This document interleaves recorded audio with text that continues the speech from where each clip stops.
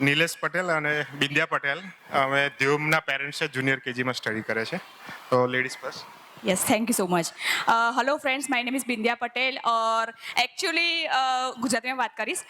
Actually છે ને કહું એક બહુ મસ્ત વસ્તુ હું શેર કરવા જઈ રહી છું જે પેલા બેને કીધું કે પોદારમાં એવી રીતે મારો સન પણ છે ને કહું ડીપીએસમાં હતો.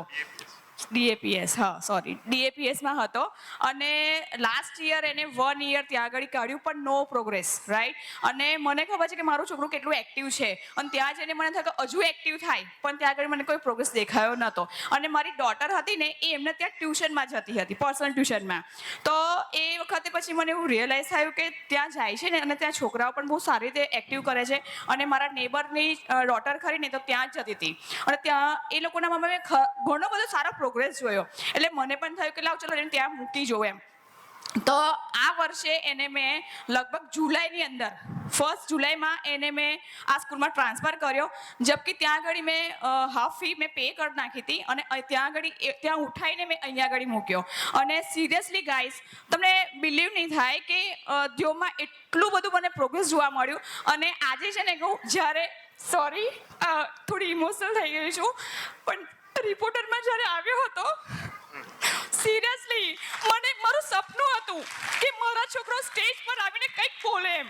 તો મને એવું હતું કે એને બોલવાનું હતું તો મેં એને 2 દિવસ ઘણી પ્રેક્ટિસ કરાય પણ એનું જે બોલવાનો ટોન ભલે સંભળાતું નહોતું પણ એનું બોલવાનું ટોન, એની જે એક્શન હતી ને એ અમારા આંખમાંથી આંસુ નીકળી ગયા. મને બહુ જ ખુશી થઈ એમ. And thank you so much Gemini ma'am, Ravi sir, thank you. Actually ડીએપીએસમાં જ્યારે સ્ટડી કરતો હતો ને તો એ ઓલવેઝ મને કહેતો કે મારી મમ્મી ડેડી મારી સ્કૂલ ચેન્જ કરી દો. ને આખું વેકેશન જ્યારે બી સ્કૂલની વાત નીકળી છે ને તો એને રડીને એક જ જીત પકડી છે, મારે સ્કૂલ ચેન્જ કરવી છે, હું કશું ના જાણું, મારે સ્કૂલ ચેન્જ કરવી છે. અને ફાઇનલી અમે અહીંયા એડમિશન લીધું.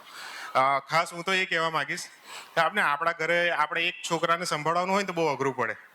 અને એમાં અમારે ધ્યોમ ઘરે આવીને બહુ જ હેરાન કરે. એટલે સાંજ પડે હું જોબ પરથી આવું એટલે મારે એક જ કમ્પ્લેન સાંભળવાની, ધ્યોમ આખો દિવસ મને બહુ જ હેરાન કરે છે. અને એ રડે એટલે પછી અડધો કલાક શાંત કરવા માટે ટાઈમ અમારે એક જણે સ્પેશિયલ એની પાછળ સ્પેન્ડ કરવો પડે.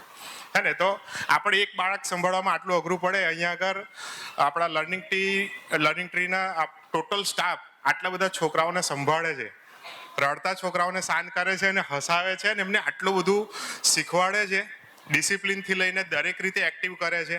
અને આ જે સ્ટેજ ઉપર જે થયું છે ને એ જોઈને તો ખરેખર આમ પસીના છૂટતા હતા કે આટલી મહેનત કરીને આ છોકરાઓને તૈયાર કરવા, સંભાળવાના ને એ વસ્તુને અહીંયા આગળ સક્સેસફુલી એક્ઝિક્યુટ કરવી, ઇટ્સ બિગ, કહેવાય ને કે ભાઈ બહુ મોટી વસ્તુ છે, બરાબર ને? તો એની માટે હું learning tree school, Gemini ma'am, Ravi sir અને બધા સ્ટાફને ખૂબ ખૂબ આભાર માનીશ. Thank you.